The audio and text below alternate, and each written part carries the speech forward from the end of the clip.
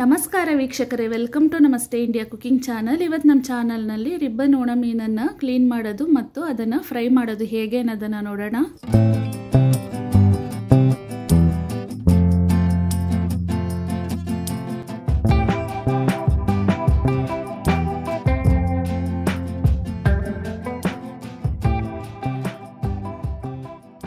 ಅರ್ಧ KG ribbon dry ಫಿಶನ್ನು ತಗೊಂಡಿದ್ದೀನಿ. ಈ ಒಣಮೀನನ್ನು ಕ್ಲೀನ್ ಮಾಡೋದು ಹೇಗೆ ಅನ್ನೋದನ್ನು ನೋಡೋಣ. ಚಾಕುವಿನಿಂದ ಒಣಮೀನಿನ ಮೇಲ್ಭಾಗದಲ್ಲಿರುವ ಉಪ್ಪನ್ನು ಈ ರೀತಿ ಸ್ವಲ್ಪ ತೆಗಿತಾ ಇದ್ದೀನಿ. ಇದಾದ್ಮೇಲೆ ಈಜು ರೆಕ್ಕೆಗಳನ್ನು ತೆಗಿಬೇಕು. ಅದಾದ ನಂತರ ತಲೆಯ ಭಾಗವನ್ನು ಕಟ್ ಮಾಡಿ ತೆಗಿತಾ ಇದ್ದೀನಿ. ಈ ರೀತಿ ಎಳೆದಾಗ ಇಂಟೆಸ್ಟೈನು ಸಹ ಸೇರಿ ಬರುತ್ತೆ.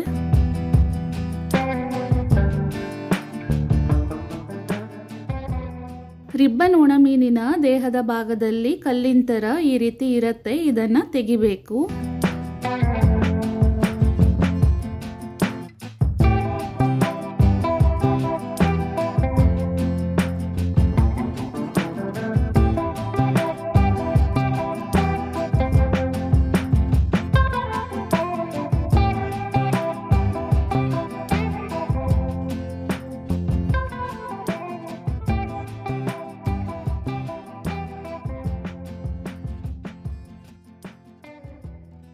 ಒಣಮೀನನ್ನು ಕ್ಲೀನ್ ಮಾಡಾದ್ಮೇಲೆ ಈ ರೀತಿ ಕಟ್ ಮಾಡ್ಕೊಳ್ತಾ ಇದ್ದೀನಿ.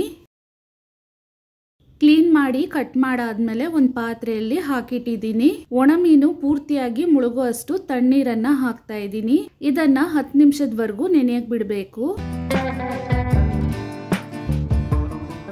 10 ನಿಮಿಷ ಆದ್ಮೇಲೆ ಒಣಮೀನಿನ ಒಂದೊಂದೇ ಪೀಸನ್ನು ತೆಗೆದು ಕೈಯಿಂದ ಉಜ್ಜಿ ಉಪ್ಪೆಲ್ಲ ಹೋಗೋ ರೀತಿ ಚೆನ್ನಾಗಿ ತೊಳಿಬೇಕು.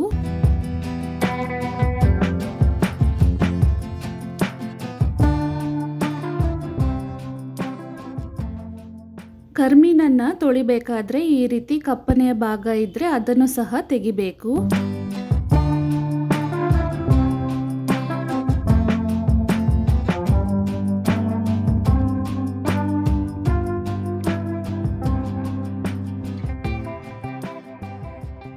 ಇವಾಗ ನೋಡಿ, ಒಣಮೀನನ್ನು ಪೂರ್ತಿಯಾಗಿ ಕ್ಲೀನ್ ಮಾಡಾಗಿದೆ. ನೀರನ್ನು ಬದಲಾಯಿಸ್ತಾ 5 ರಿಂದ 6 ಬಾರಿ ಇದನ್ನು ಚೆನ್ನಾಗಿ ತೊಳಿಬೇಕು.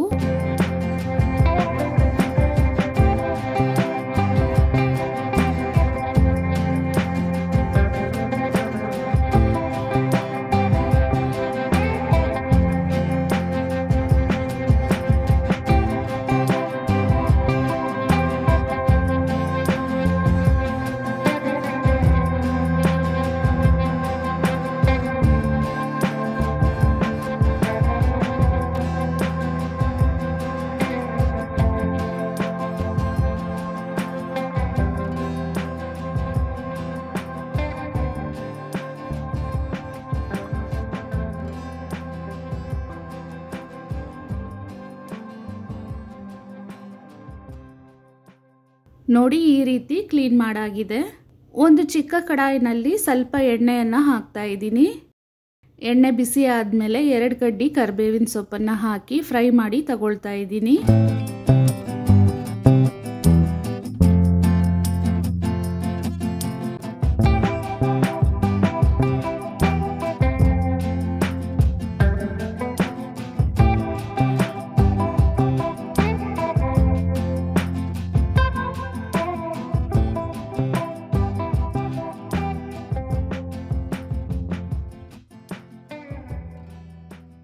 ಕರಿಬೇವಿನ ಸೊಪ್ಪನ್ನು ತೆಗೆದಾದ್ಮೇಲೆ ಕ್ಲೀನ್ ಮಾಡಿರುವ ರಿಬ್ಬನ್ ಒಣಮೀನನ್ನು ಇದರಲ್ಲಿ ಹಾಕ್ತಾ ಇದ್ದೀನಿ.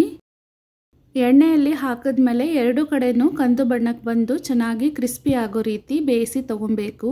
ಇದನ್ನು ಬೇಯಿಸೋದಕ್ಕೆ ಕಡಿಮೆ ಎಣ್ಣೆಯನ್ನು ಮಾತ್ರ ಹಾಕಬೇಕು, ಯಾಕಂದರೆ ಈ ಎಣ್ಣೆಯನ್ನು ಮತ್ತೆ ಯಾವ ಅಡುಗೆಗೂ ಯೂಸ್ ಮಾಡೋಕ್ಕಾಗೋದಿಲ್ಲ. ಈ ಸ್ವಲ್ಪ ಎಣ್ಣೆನಲ್ಲಿನೇ ಪೂರ್ತಿ ಕರಿಮೀನನ್ನು 2 ರಿಂದ 3 ರೌಂಡ್ ಹಾಕಿ ಬೇಯಿಸಿ ತಗೊಬೇಕು. ಈ ರಿಬ್ಬನ್ ಒಣಮೀನಿನಿಂದ ಹುಳಿ ಸಾರನ್ನು ಸಹ ಮಾಡಬಹುದು. ಈ ರೀತಿ ಫ್ರೈಯನ್ನು ಮಾಡಬಹುದು.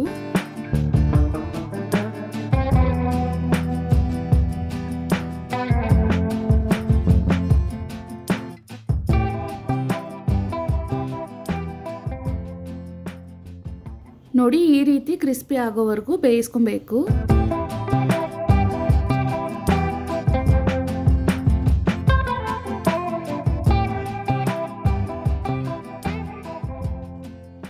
ಖಾರಕ್ಕೆ ತಕ್ಕಷ್ಟು ಅಚ್ಚ ಖಾರದ ಪುಡಿಯನ್ನು ಮಾತ್ರ ಹಾಕಿ ಮಿಕ್ಸ್ ಮಾಡ್ತಾ ಇದ್ದೀನಿ. ಯಾಕಂದರೆ ಈ ಒಣಮೀನಿನಲ್ಲಿ ಉಪ್ಪಿನಂಶ ಮೊದಲೇ ಜಾಸ್ತಿ ಇರುತ್ತೆ, ಆದ್ದರಿಂದ ಯಾವುದೇ ಕಾರಣಕ್ಕೂ ಉಪ್ಪನ್ನು ಮಾತ್ರ ಹಾಕಬಾರ್ದು.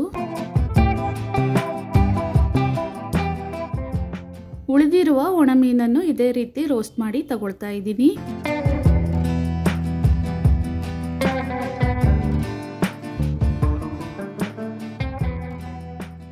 ಒಂದೊಂದು ರೌಂಡ್ ಸಹ ಕರಿಮೀನನ್ನು ಎಣ್ಣೆಯಿಂದ ತೆಗಿಬೇಕಾದ್ರೆ ಆ ಬಿಸಿನಲ್ಲೇ ಖಾರದ ಪುಡಿಯನ್ನು ಹಾಕಬೇಕು. ಈ ಒಣಮೀನಿನಿಂದ ಸಾರು ಏನಾದರೂ ಮಾಡಿದ್ರೆ ಮಾತ್ರ ಉಪ್ಪನ್ನು ಹಾಕ್ಬೋದು. ಈ ರೀತಿ ಫ್ರೈ ಮಾಡಿದಾಗ ಉಪ್ಪು ಬೇಕಾಗೋದಿಲ್ಲ. ಈ ಒಣಮೀನಿನ ಫ್ರೈಯನ್ನು ಸೊಪ್ಪು ಸಾರನ್ನ ಜೊತೆಗೆ, ಸಾಂಬಾರನ್ನ ಜೊತೆಗೆ, ರಸಮನ್ನ ಅಥವಾ ಮೊಸರನ್ನ ಜೊತೆಗೂ ತಗೊಬಹುದು. ತುಂಬಾನೇ ಒಳ್ಳೆ ಕಾಂಬಿನೇಷನ್ ಆಗಿರುತ್ತೆ.